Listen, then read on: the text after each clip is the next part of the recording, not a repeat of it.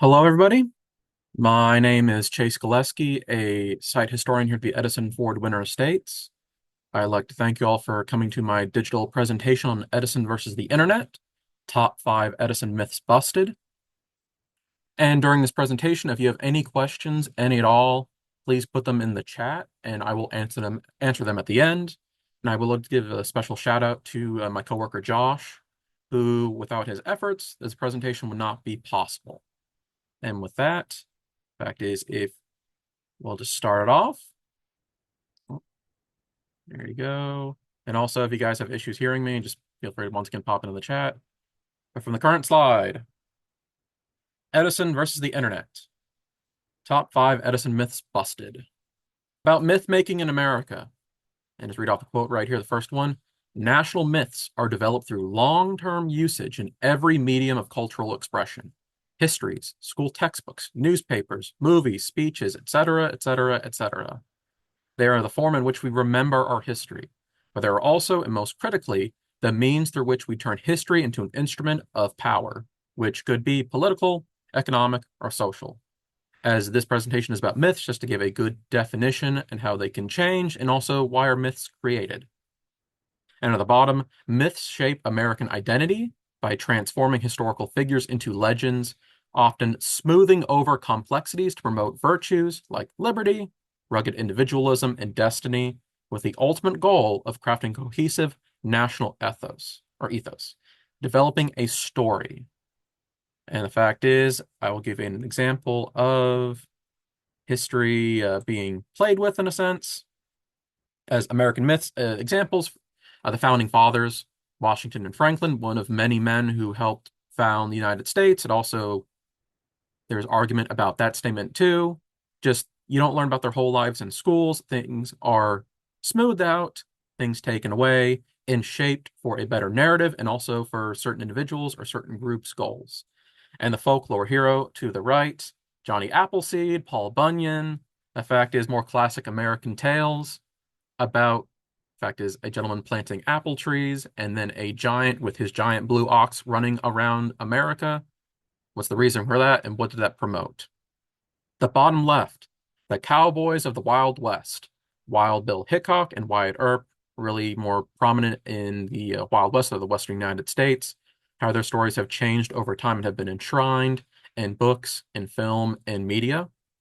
And to the bottom right, a bit more relevant to the Edison Ford Winter Estates, Edison and Ford, the self-made millionaires, which cuts out all the people that shaped their lives, from their families, their loved ones, even the thousands of employees under their purview.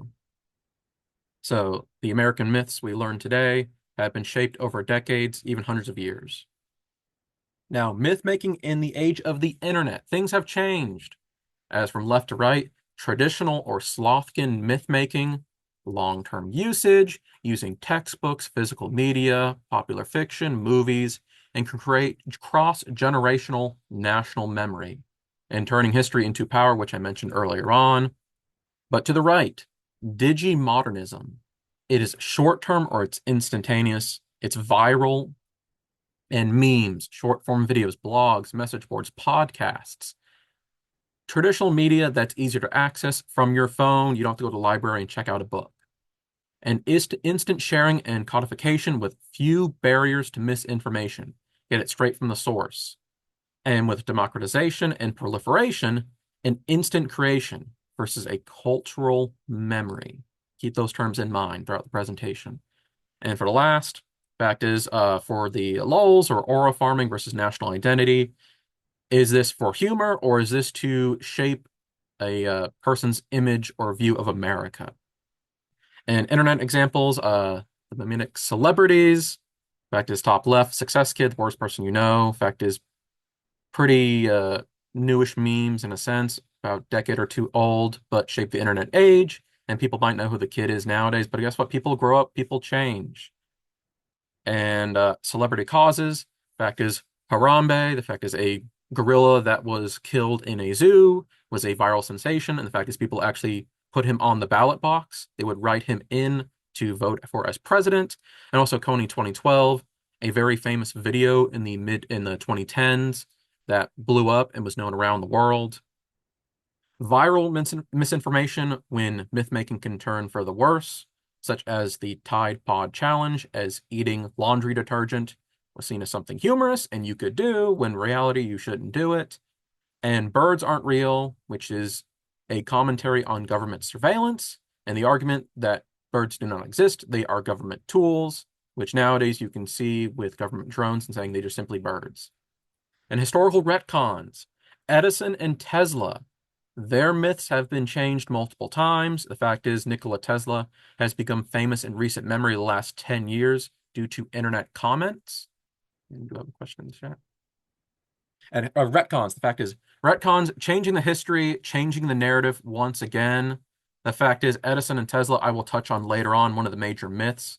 The fact is, nowadays, Edison is known as simply a thief and stole from Tesla, when the relationship is a bit more complex and must go further in depth.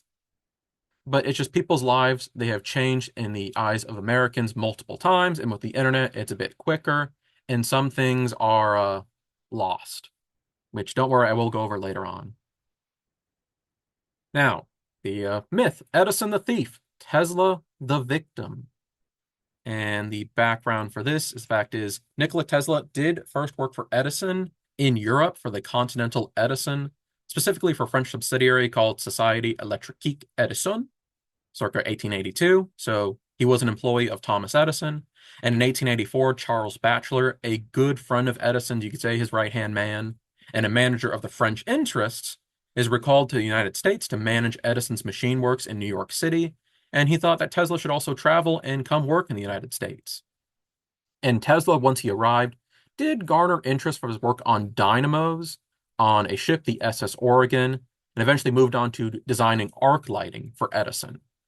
And Tesla did expect a monetary, he expected money for this, a bonus, but he was rebuffed, as he was told that the promise of a $50,000 payment had been no more than a joke, which he then quits working for Edison, as his pretty mean joke right there, but going to business for himself.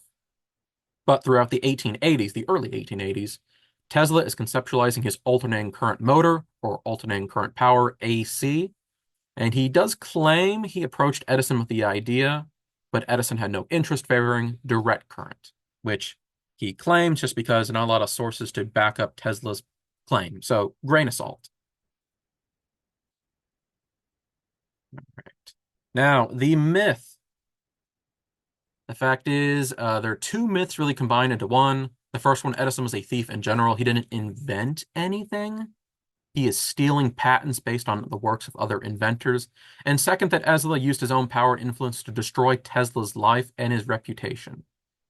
And see the bottom, over time, it's evolved as a shorthand that Edison stole from Tesla all of his inventions. And the war of the current is seen as less of a war of business and more of a war of personality, as this is a personal conflict. You can see the bottom right, Tesla and Edison in a boxing match in a sense. And to support the war of the currents myth narrative, you can see there's claims that Edison burned down Tesla's lab in 1895, and that Edison and Tesla were joint candidates for the Nobel Prize in Physics, but refused to share it. To clarify that, though, and also to explain a bit more, the fact is, how did this Tesla narrative, how did this retcon come to life? Well, the Tesla Motor Company, named after Nikola Tesla, selling some cars, which are all some sort of self-driving. The film The Prestige, David Bowie is Nikola Tesla, and also from various websites, some articles like Four Awful Works by Famous Geniuses Everyone Pretends to Like, Nikola Tesla having his ideas stolen. The Oatmeal made a comic about Edison being a thief and stealing Tesla's ideas, and also Reddit, a social media site that continues to proliferate the idea that Edison is a thief and had no original thoughts for himself, and Tesla was a victim of Edison's actions. And also, they did make a music video. In fact, like, this is on YouTube. If you would like to check it out, feel free to do so on your own time. Epic rap battles of history, Nikola Tesla versus Thomas Edison. But that's for another time. You can watch it on your own. All right. I'll give you a little sample. Why not?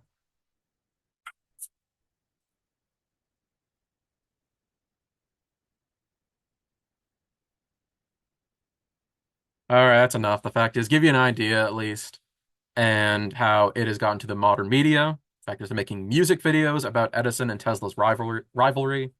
But I must clarify the reality, what the actual facts. Fact is, Edison was not a thief. He did establish the world's first industrial and corporate research and development model, combining scientific research with commercial manufacturing and shifting the paradigm of the lone inventor to a collaborative effort, working with a team. And the name Edison is best thought of as a company name, one structured with Edison as the CEO. And there was little to no personal conflict between Tesla and Edison. The most significant conflict was between their approaches to inventing. And furthermore, the War of the Currents did position an Edison versus Westinghouse, as Tesla did work for Westinghouse, eventually would sell his patents to Westinghouse. So Tesla wasn't a main figure in the current wars. And many other theories and many other stories are applied after the fact by internet users to support their claims of this villain-hero dichotomy. It's a good story, it sells better, but they're not based on actual fact. Now, a more graphic myth, Edison the elephant killer. Now, the background, the fact is, we'll cover up the poster right here, that Topsy was born circa 1875.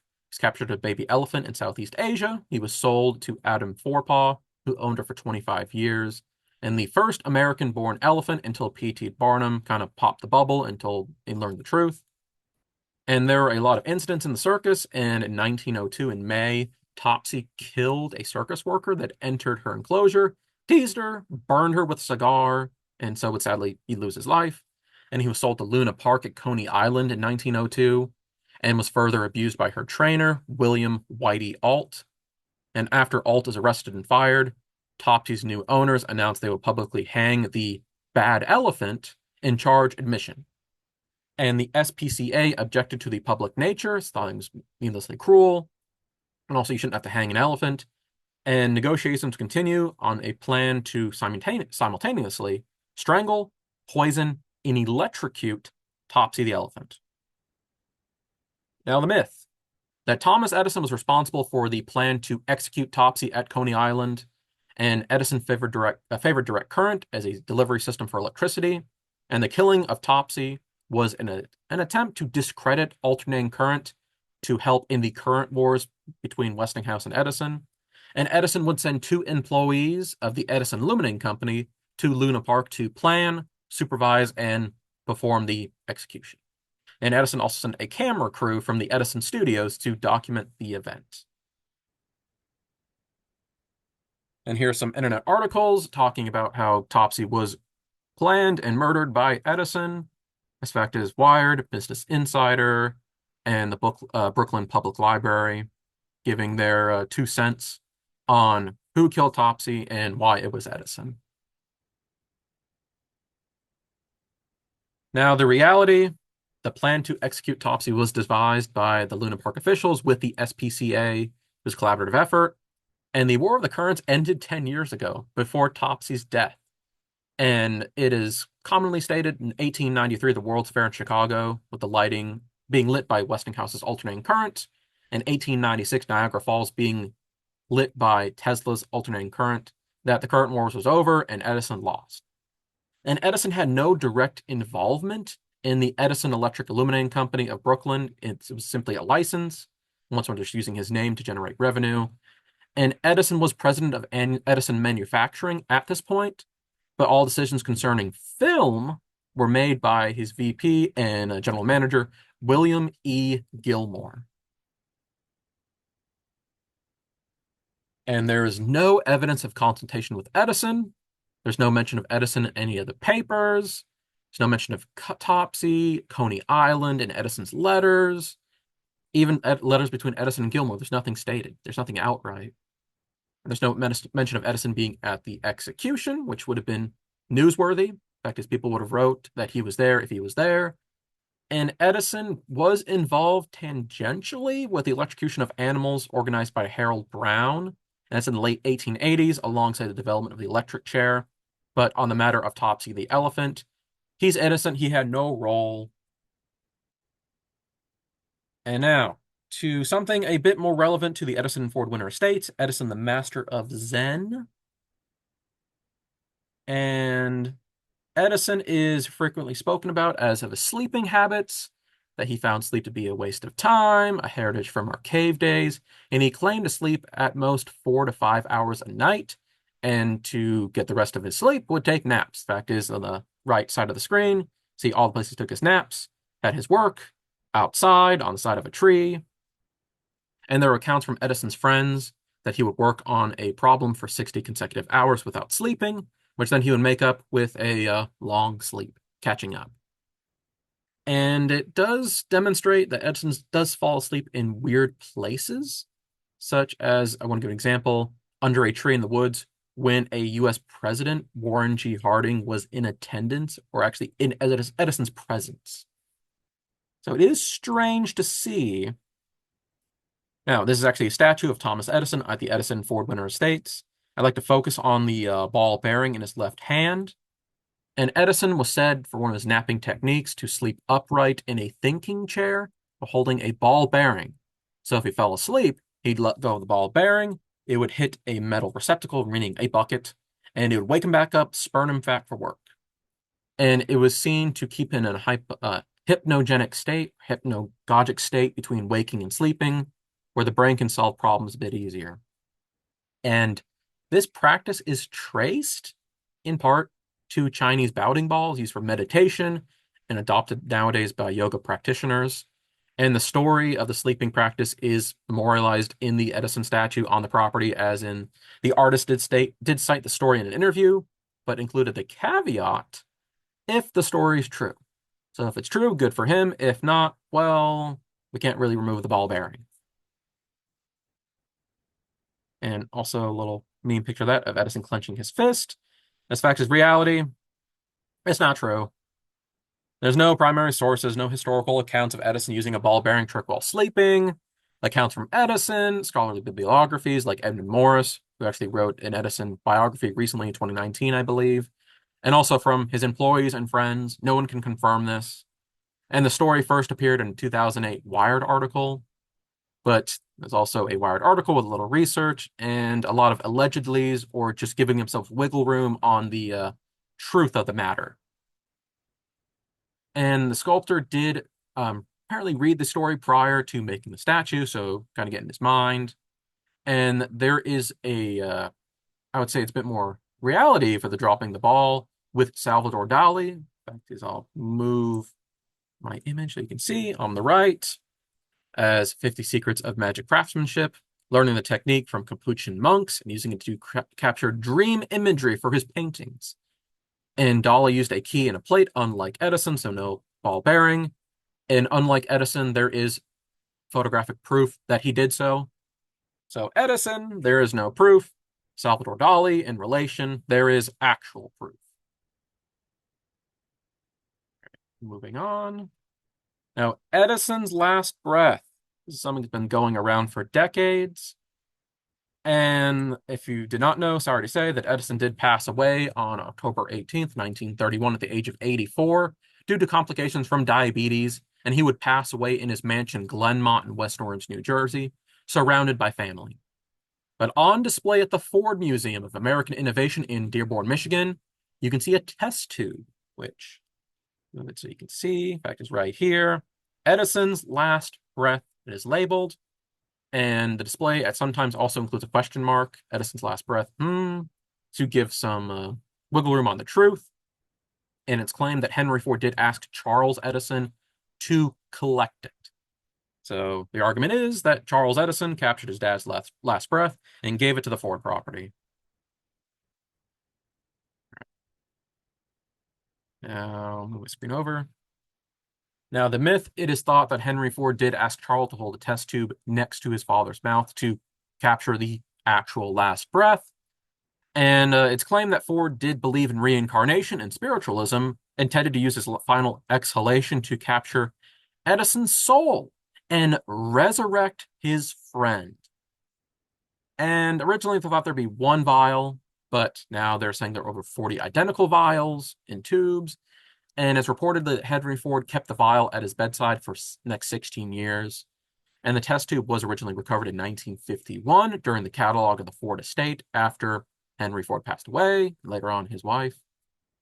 And it was sitting alongside Edison's shoes and his hat, and it was lost again until 1978 when it was found lodged under a museum display case. So it's a nice story, but grain of salt once again, folks, on the truth of the matter is that reality. 1953, there's a letter to journalist Walter Winchell that Charles Edison explains that he did not hold a test tube up to his father's mouth at Ford's request. But Charles did see a rack of test tubes in the room where his father was staying and asked the attending physician to seal them with paraffin wax immediately after his father passed. And he sent one to Henry Ford as a memento mori, so in honor of his father and also of their friendship. And clearly, the more fantastic elements of the myth are not easily disproved or established, but it can be stated unequivocally that there was no definitive historical evidence or documentation that Henry Ford requested the breath, that he had any post-mortem plans for the specimen, or even that it was displayed prominently by Henry Ford. And there is no contemporary accounts establishing provenances. The first mention comes in the letter 22 years later, and is largely accounted for over the course of the almost 50 years. And the fact is, the top right corner, you can see the quote from the letter and the ones that claim that they had Edison's last breath. And also, bottom right, you can see Henry Ford sitting next to Charles Edison. So, nice story, but there's no facts to back it up. And vials were sealed, one was given to Ford, but having his last breath, no. And Ford asking, not at all.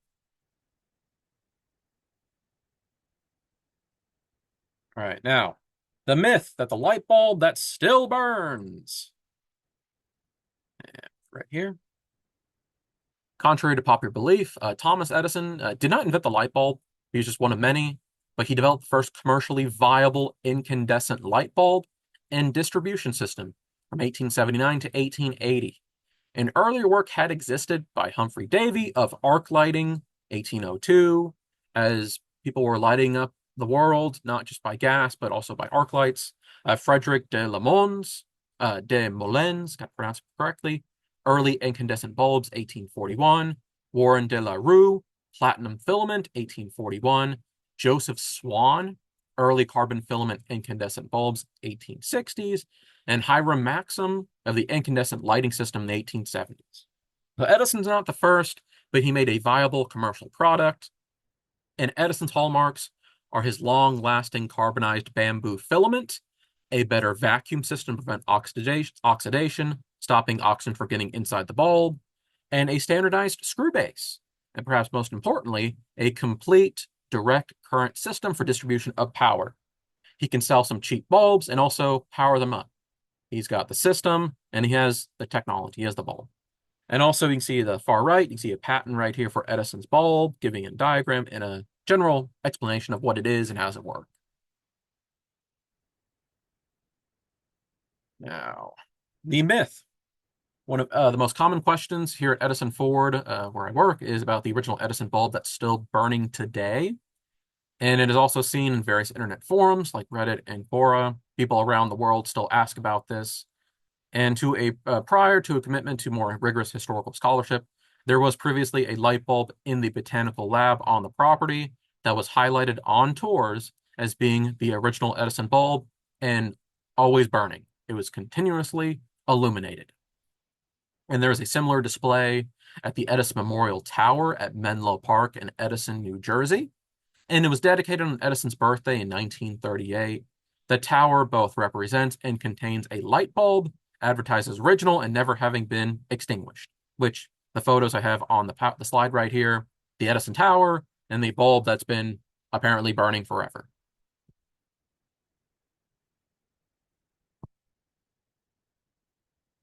And the Memorial Tower is a microcosm of the Edison mythos in development and longevity. And there was a tower originally erected in 1929 for the light's Golden Jubilee, the 50th anniversary of Edison's invention. And like the newer permanent structure, which you can see in the photo right here. It had a large light bulb replica at the top with an eternal light, quote unquote, at the base, reportedly lit remotely by Edison from his location in Greenfield Village in Dearborn, Michigan. 1937, the tower was sadly destroyed, and General Electric claimed that the bulb stayed burning even as the building collapsed around it. And the eternal light was then transferred to the new version of the tower in 1938, with the bulb surviving multiple renovations, even staying burning during Superstorm Sandy, the hurricane that hit the Northeast in 2012, while the rest of New Jersey lost power. Reality. The fact is, it's not as whimsical as you think. The light bulb that was burning here at the Edison Ford Winter Estates was neither original nor continuously burning. It was a curiosity to attract revenue, to attract guests. And at the time when we wanted to make money and didn't really care so much for historical accuracy. And likewise, the eternal bulb in New Jersey was neither eternal nor a light bulb. When the curator began work on renovations in 2003, he would open the marble base and found that the bulb was hollow. It was not a functional light bulb, and it was connected to a tube, and it was illuminated by 4 automobile headlights, or lights, pointed up into it, hidden by a cardboard panel. So the light bulb was being lit by 4 light bulbs. And the oldest known light bulb in operation is known as Centennial Light. It is hanging in a fire station in Livermore, California, which, next to my profile right here, if I can stop right screen, you can see it. And believed to have been burning since 1901. Its longevity is attributed to its high-quality filament, low wattage usage, and rarely used off switch. I've heard that's been turned off maybe 3 times. It has been moved between several buildings and has lost power. It lost its power source previously, but it's still being lit today, so it's been turned off before. It was manufactured by the Shelby Electric Company in the 1890s, and it can be viewed today by webcam. You don't have to travel to California to see it. Now, conclusions. Fact is, what we learned today? That Edison versus Tesla is a function of contemporary internet myth making. And it would start to correct itself from the height of its fervor in the 2010s. As 2020 onwards, people have had more skeptical eye, people are correcting information, and it still possesses a relatively strong cultural hegemony. 3070 is people who like believe in the Edison like historical narrative versus the Tesla narrative, which fact is they barely knew each other. The fight was really Edison versus Westinghouse, and Edison was not the thief people portray him as today. Number 2, Edison versus Topsy. And that is largely a function of contemporary internet myth making. Nobody's fact checking. It is probably the most accepted myth of the 5. I hear it constantly working at the Edison Ford Winter Estates, but it's the least factual. There's not a lot of information to back it up. It is not as prevalent, but it's used to support the myth of Edison versus Tesla and the War of the Currents. They play into each other. But Edison did not organize an elephant's execution by electricity. Number 3, Edison versus sleep, very much seen on the property. It predates the internet, but it's strengthened by it. And it's seen as a true story, a little pushback. It's not a very serious myth, I would say, or you don't lose a lot if you believe in it. And it mostly shows in discussions on sleep science, artistic approaches, and just the Edison statue, creative liberties, and how factual the statue is. Edison versus Eternity, number 4, Edison's Last Breath.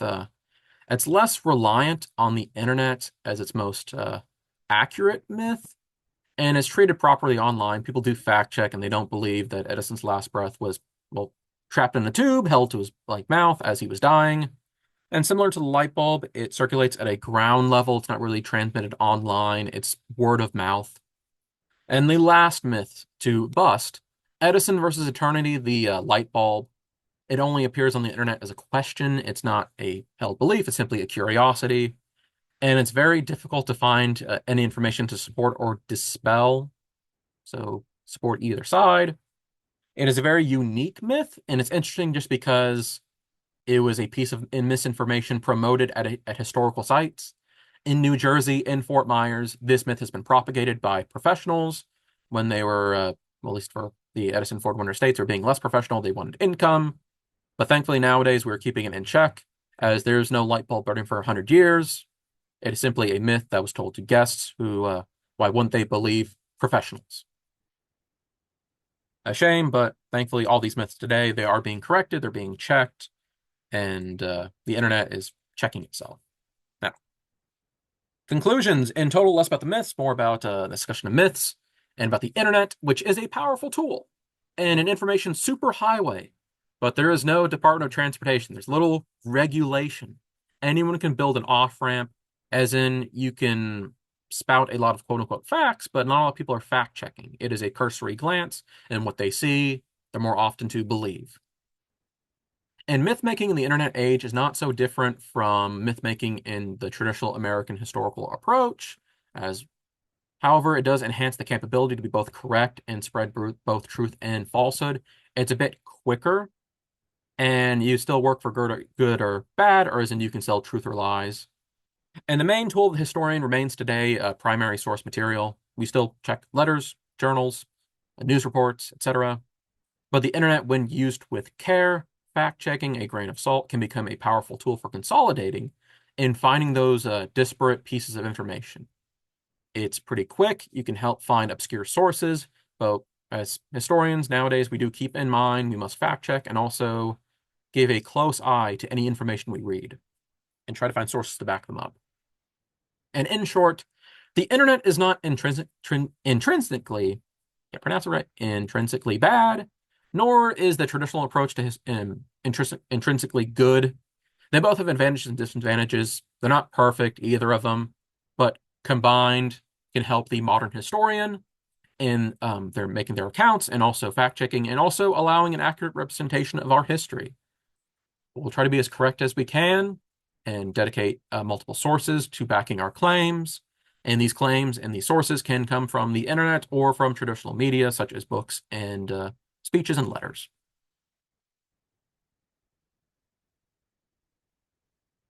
Now, here are my sources. In fact, this is the end of my presentation, and you can see all the websites used. In fact, a lot of them for photographs and also from various accounts. And the fact is also the internet myths. Well, you have to cite from a website. In fact, as you can see, Wired posted a few times. And I believe this is the end. Yeah, the end of my slide. In fact, oh, sorry about that, folks. Get back to the sources if you'd like to see them. Apologies. And there's a mention in the chat. The fact is, if you have any questions right now, feel free to put in the chat. I'll answer. From Tom T. I do actually get questions in all 5 myth areas each week. Thank you for adding information and clarity. In fact, just thank you for mentioning that. The fact is, like, these myths are very prevalent today. The fact is, either at the estates, online, or just in day-to-day society. And this presentation was made in an effort to debunk these myths and give more information to guests and also historians, more tools in their tool belt to better support their claims and also tell a better and hopefully more truthful history. And with that, are there any more questions or notes in the chat? Oh, got one right here. Oh. All right. Thank you for that compliment. And the fact is, we do have these presentations throughout the month on a variety of topics. The one right here on busting internet myths was just to clean up the game. And also the fact is these questions, these myths, we do get constantly as a site historian. I hear them every day and it gets a bit redundant, but hopefully with this information now out to society and really also on YouTube, which this presentation will be uploaded to the Edison Ford Winter Estates YouTube channel, more will see and educate themselves. It's a former librarian. I think the problem comes with historical fiction writers don't do due diligence and go back to primary sources. Yes, the fact is pretty easy to write a book, pretty hard to cite. We've had some historical books we've read we have on the property, which lack of citations does discredit their works. And also, the more sources, the better. It helps back your claims and also allows other individuals to do their own research. As the fact is, I've gone on deep dives, in a sense, from one source to the next, and sometimes finding some good information I never even saw in the book. So cite your sources, more the better. Helps in the end, something I learned from college, and also I do nowadays for these presentations, and also as a site historian, as on my tours, if I don't know something, I'll point to the right way. And for any of my facts, if people ask, I'll try to point them to the text or the letters or where I learned it from. And with that, if there are no more questions or incidents in the chat, fact is, I would like to say thank you all so much for joining this digital discussion on like busting the Edison myths. Only cover 5 of them, but there are a lot more floating around today. And have a good rest of your day.